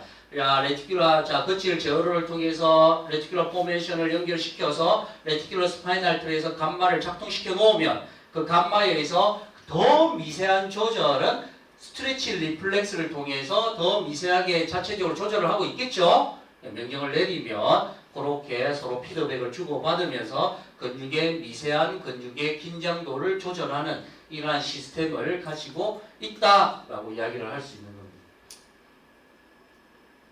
그래서 여기에서 이야기했듯이 4번 영역과 6번 영역에 걸쳐서 제어로가 이렇게 내려오고 있더라. 근데 대부분 제어로는 6번 쪽에서 내려오고 있습니다.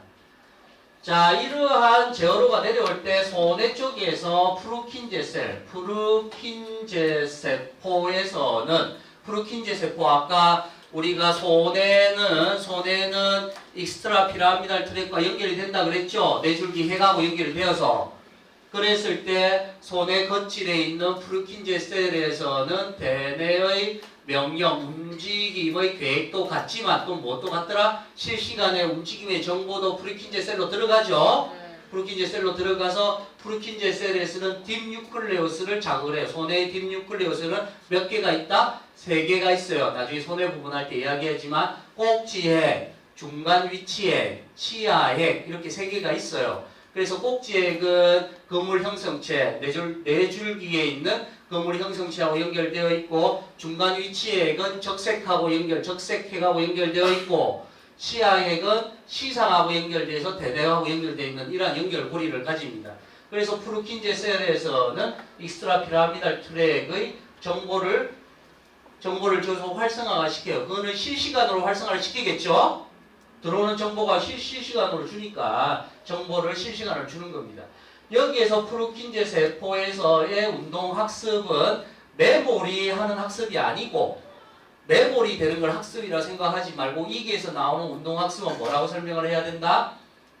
실시간으로 들어온 걸 수정을 하는 과정이죠.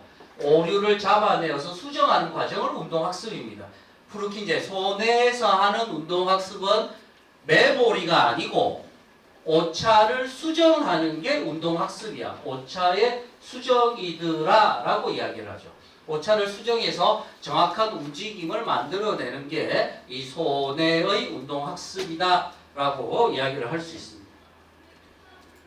하지만 이 바닥핵인 경우에 바닥핵 베이지알 유클레오스, 베이지알 강글리아인 경우에 운동학습은 뭐겠습니까? 베이지알 강글리아의 운동학습은 뭡니까? 베이지알 강글리아의 운동학습은 패턴화 시킨다고 했죠. 움직임을 할 때 그룹핑을 시켜가지고 패턴화를 만들어서 그 만든 것을 대뇌 고정을 딱 시켜주는 게 베이지알 강글리아의 목적이야. 그 패턴화를 딱 시켜줘서 근육이 수축할 때와 이완할 때를 각각의 순서의 패턴화를 딱 만들어 순서의 패턴화입니다. 그러니까 대뇌는 그거를 통째로 받아들여서 명령을 딱 내릴 수가 있는 것이죠. 그러니까 베이지아가 바닥핵의 운동학습은 뭐냐? 그러면 움직임의 패턴화, 움직임 순서의 패턴화다라고 이야기하고 그것을 전문용어로는 FAP라고 이야기를 합니다. FAP. 픽시드, 액션, 패턴. 베이지아 강글리아에서 액션을 픽스 시켜서 패턴화 만들어 놓은 상태를 대뇌에다가 정보를 주어서 대뇌에서 명령을 내리게끔 만드는 게 베이지아 강글리아의 역할이겠죠. 베이지아 강글리아의 역할이다라고 이야기를 할 수가 있다. 따라서 결론적으로는 손해에서는 실시간의 움직임의 정보를 받기 때문에 실시간의 모니터링을 통해서 움직임을 조절하고요. 그래서 동적인 움직임의 조절이 되고요. 베이지아 강글리아에서는 똑같은 이야기를 계속하고 있습니다. 베이지아 강글리아에서는 정적인 패턴화 시키는 정적인 움직임을 정보를 주는 것이다 라고 이야기를 할 수 있습니다. 정적인 움직임의 정보를 바닥핵에서는 주는 것이고 손해는 동적인 움직임의 정보를 주는 것이 손해의 역할이더라 라고 이야기를 할 수 있어요. 그 중에 손해벌레 구역에 있는 딥유클레우스가 뭐냐면 꼭지핵이에요. 꼭지핵에서는 누구하고 연결되어져 있다? 거물 척수로와 연결이 되어 있어요. 근육의 긴장도와 연결이 되어 있죠. 그러니까 손해벌레가 손상이 되었다. 그러면 근육의 긴장도가 확 떨어지겠죠. 생성시킬 수가 없습니다. 그래서 앉아라 그러면 배가 훅 꺼져 있는 상태, 그런 상태를 보이는 게 손해벌레 쪽 손상이 되겠죠. 이렇게 우리가 이야기를 하는 것입니다. 자, 그래서 이러한 이야기라 여기까지가 이제 이야기를 했고, 이 이야기에서 이제 그러면은 보행을 할 때 어떻게 보행이 이루어지나를 물음표를 던지니까 이것을 로봇의 움직임을 한번 쳐다보니까 이러한 결론을 얻게 됐어요. 어떤 결론을 얻게 되었냐라고 보면 로봇이 한 발이 앞으로 나가게 되는 원인을 이쪽 시각에서 앞으로 나가보자. 어떤 시각이냐면 균형이 무너질 때 우리가 세 가지 전략을 써요. 균형이 무너질 때는 세 가지 전략을 써요. 어떤 전략을 쓰냐면 발목 전략, 그 다음 엉덩 전략, 그 다음에 디딤 전략, 스태핑 스트레이지를 쓰죠. 균형이 무너질 때 균형을 잡기 위해서 발목으로 균형 잡다가 그게 잘 안 되면 힙 조인트로 균형 잡다가 그게 잘 되지 않으면 한 발이 앞으로 나가게 되는 이러한 균형 전략을 갖더라.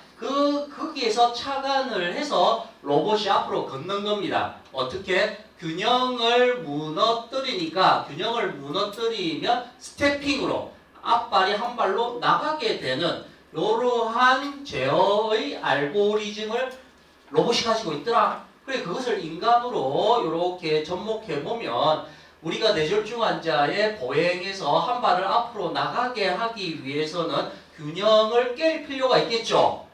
균형을 흔들 필요가 있습니다. 그 균형을 흔들 때 한쪽 다리가 앞으로 나갈 때 이쪽 다리가 앞으로 나가려고 한다. 그러면 이쪽 다리가 오른쪽 다리가 한 발을 나가게 한다. 그러면 이 균형을 깨야지 이 스태핑 스트레이지 균형을 잡기 위해서 한쪽 발이 앞으로 나가겠죠. 이 균형을 깰 때 과연 자극을 어느 방향으로 주는 것이 더 좋은가 했을 때 안쪽으로 이렇게 주는 것보다는 바깥쪽으로 주는 게 한 발을 더 앞으로 잘 나가게 하더라. 이러한 제어 알고리즘을 갖고 있어요.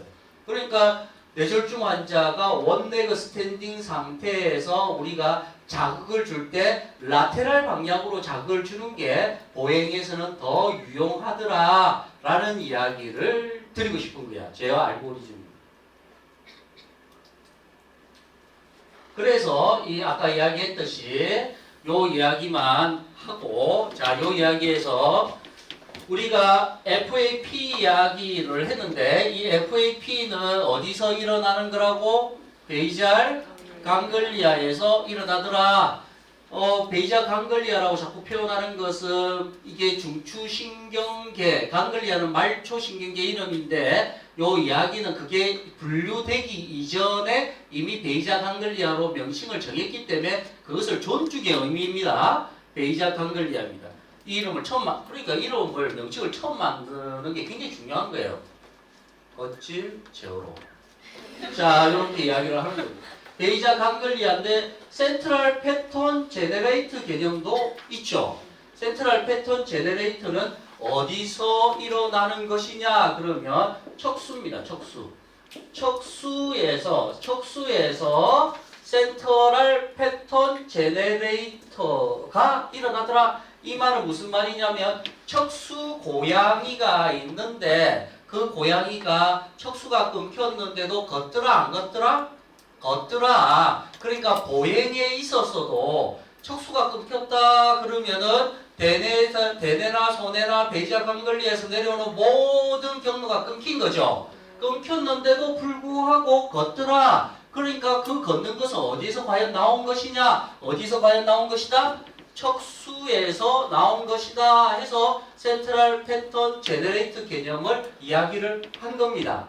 그러면 센트럴 패턴 제너레이터보다 더 많이 복잡한 패턴화는 FAP에서 하겠죠. 베이잘 강글리아에서 하는 것이죠. 베이잘 강글리아에서 패턴화인데 그보다 좀 더 하위 개념이다. 그러면 센트럴 패턴 제너레이터 개념을 이야기를 할 수 있는 겁니다. 이렇게 이야기를 할 때 여기 보니까 요 센트럴 패턴 제너레이터 개념이다 라고 보면 그 바로 밑에 픽시드 액션 패턴 바로 밑에 보니까 클로스 익스텐서 리플렉스라는 말이 나오죠. 그 바로 밑에 슬라이드에 보니까 클로스 익스텐서 리플렉스라는 말이 나오죠.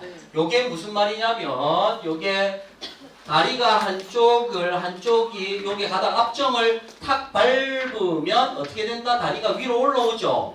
위더 드로우 리플렉스가 일어나고 반대편을 펴져야 되죠. 클로스 익스텐서 리플렉스죠. 앞정을 탁 밟으면 위더 드로우 리플렉스 앤더 클로스 익스텐서 리플렉스가 척수에서 있더라. 그러니까 다른 발이 또 앞정을 밟으면 또 이렇게 되겠죠. 위더 드로우 리플렉스 앤더 클로스 익스텐서 리플렉스가 일어날까 아이가? 제가 오른쪽이 안 졸리고 오른쪽이 흔들리잖아. 오른쪽에 이거 로백틴이 있어요. 오른쪽이 흔들려요. 이렇게 있잖아요. 요 모양이 무슨 모양이 되더라? 이렇게 모양이 이게 지금 무슨 모양이 되노? 보행의 모양이 되겠죠. 그래서 보행이 척수에서 일어나더라 라는 게 센트럴 패턴 제너레이터 개념인데 그러면 센트럴 패턴 제너레이터를 뭐라고 설명할 수 있다? 클로스 익스텐서 리플렉스로 설명할 수 있다 라고 해서 제가 바로 밑에 이렇게 넣어 놓은 겁니다. 따라서 결론적으로는 FAP에서 패턴을 만드는데 그것도 끊겼다 라고 이야기하면 척수에서 센트럴 패턴 제너레이터를 일으키더라. 그러면 센트럴 패턴 제너레이터는 과연 뭐냐? 클로스 익스텐서 리플렉스다 라고 이야기를 하는 거죠. 앞에 더 붙인다면 위더 드로우 리플렉스, 위해 반사, 위더 드로우 리플렉스 앤드 클로스 익스텐서 리플렉스다 라고 이야기를 할 수가 있는 겁니다.